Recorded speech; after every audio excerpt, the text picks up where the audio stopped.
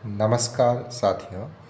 आज के इस सेशन में हम लोग कैलेंडर विषय से एक इम्पोर्टेंट वीडियो बनाने जा रहे हैं।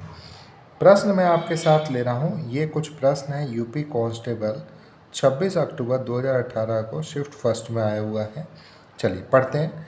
क्वेश्चन कह रहा है if the day before yesterday was Sunday what day will fall on the day after tomorrow. यदि कल से पहले रविवार था तो कल के बाद कौन सा दिन होगा। विकल्प आपके ABCD में दे रखे हैं। चलिए अब यहाँ पे आपके टाइम को सेव करते हुए मैंने सॉल्यूशन पहले लिखा हुआ है, तो सुनिएगा क्या कह रहा है।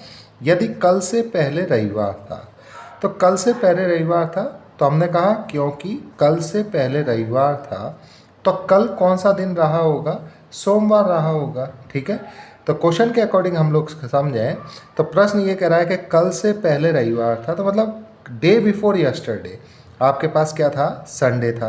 अब बेटा यदि कल से पहले आपके पास रविवार दे रखा है तो कल कौन सा दिन रहा होगा, सोमवार। ठीक है, अब देखिए अगर मान लीजिए सोमवार से एक दिन बैक जाए तो कौन सा मिलेगा आपको, रविवार।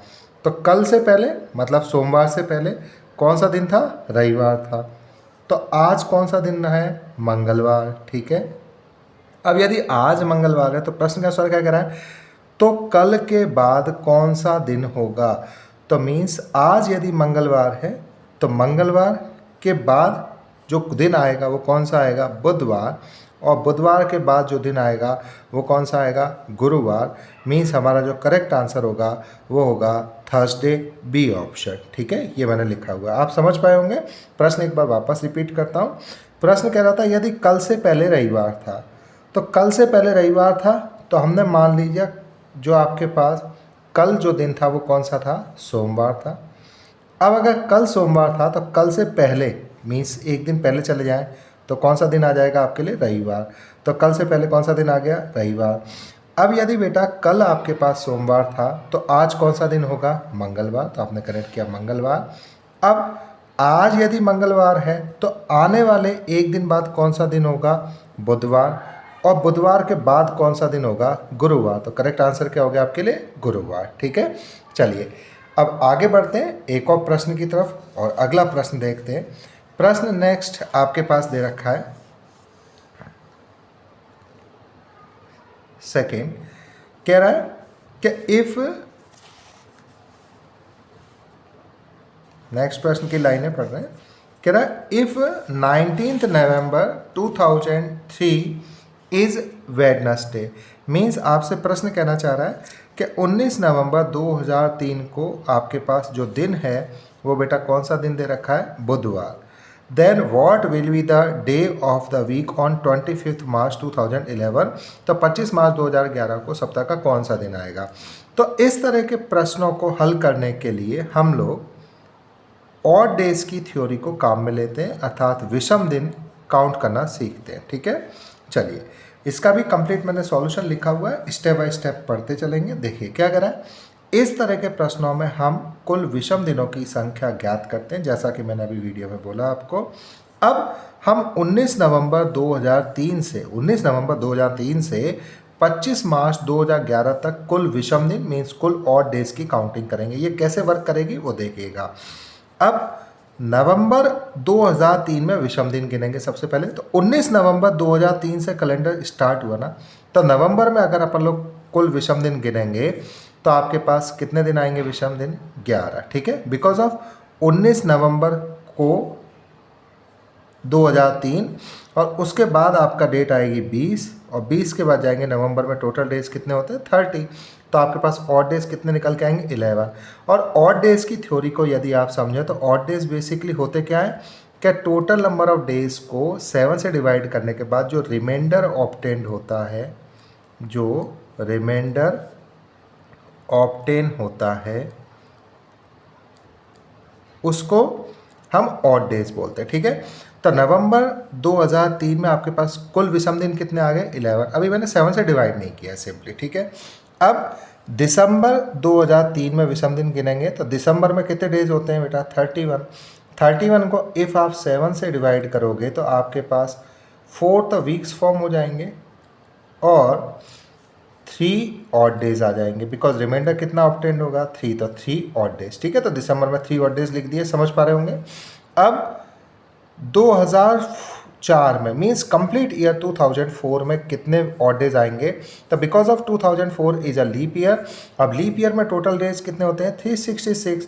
अब 366 को 7 से डिवाइड करेंगे तो आपके पास जो ऑड डेज की वैल्यू आएगी, मैं डायरेक्टली केवल ऑड डेज लिख रहा हूँ, ऑड डेज की जो वैल्यू आएगी वो कितनी आएगी 2। तो मैंने लिखा 2004 में ऑड डेज कितने हो गए 2।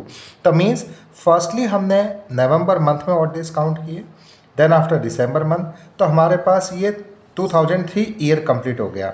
अब 2003 कंप्लीट हुआ तो 2003 में टोटल ऑड डेज कितने आए 0। कैसे, ये 11 नवंबर मंथ से और 3 दिसंबर मंथ से 11 + 3 इफ़ आप करेंगे तो कितना आएगा 14, और 14 को इफ़ आप 7 से डिवाइड करेंगे तो ऑड डे की वैल्यू कितनी आएगी 0।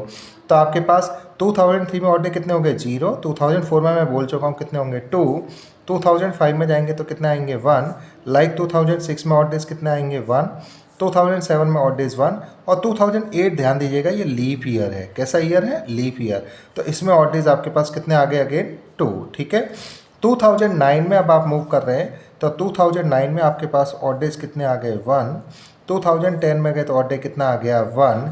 अब हमने 2010 तक कंप्लीट कर लिया, बिकॉज ऑफ हमें 25 मार्च 2011 तक जाना है, तो मीन्स जो मार्च मंथ है वो कंप्लीट, सॉरी जो 2011 ईयर है वो कंप्लीट नहीं हुआ है। तो हम लोग 1 जनवरी 2011 to 25 March 2011 to odd days count करेंगे। तो देखो सिंपली जनवरी 2011 में ऑड डे कितने आ गए 3, फेब 2011 में कितना होगा 0, बिकॉज आपके पास फेब कितने डेज की होगी 28 डेज की, और यहाँ पे ऑड डे की वैल्यू कितनी आएगी आपके लिए 0। ठीक है, 25 मार्च 2011 तक ऑड डे कितने आ जाएंगे 4। कैसे देखिएगा 25 को इफ़ मैं 7 से डिवाइड करता हूँ तो 7 4 जा 21 मीन्स 4 तक कंप्लीट वीक्स फॉर्म हो गए, प्लस रिमाइंडर ऑब्टेन हुआ 4। तो ये जो रिमाइंडर होता है उसी को हम लोग ऑड डेज बोलते हैं, तो 4 ऑड डेज आ गए। तो आपने यहाँ पे कितना ऐड कर दिया 4। ठीक, तो आपके पास मार्च में कितने ऑड हो गए 4। लाइक अब इन सभी को हमने ऑड डे को काउंट किया, तो मैं स्टार्टिंग से लिख रहा हूँ 00 कहाँ से लिखे नवंबर 2003 के। ठीक है, तो 00 नवंबर 2003 के, देन आफ्टर 2 2004 का लिखा, 2005 6 7 8 9, देन आफ्टर 10 और 11 में जनवरी 2011, फेब 2011, मार्च 2011, सभी को ऐड करेंगे तो 2 1 1 1 इन वैल्यूज़ को आप ऐड करेंगे तो आपके पास जो वैल्यू आएगी वो कितना आएगी 16। तो ऑड डेज कितने आए आपके पास 16। तो बिकॉज ऑफ ऑड डेज की वैल्यू 7 से ज़्यादा हो गई है तो यहाँ पे डेफिनेटली अगेन वीक फॉर्म हुए होंगे।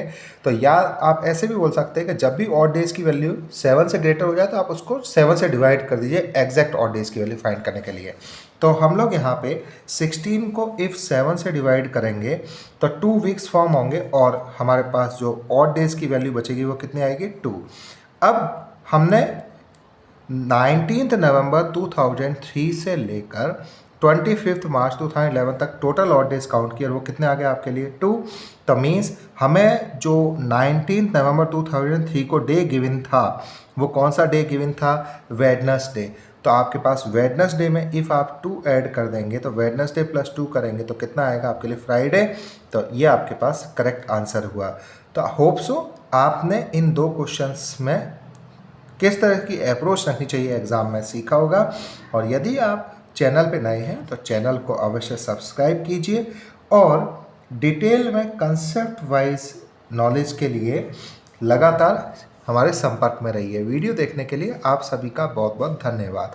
और वीडियो पसंद आए, आपकी जानकारी इस वीडियो के माध्यम से डेफिनेटली इम्प्रूव हुई हो तो आप वीडियो को लाइक अवश्य करें। Thank you.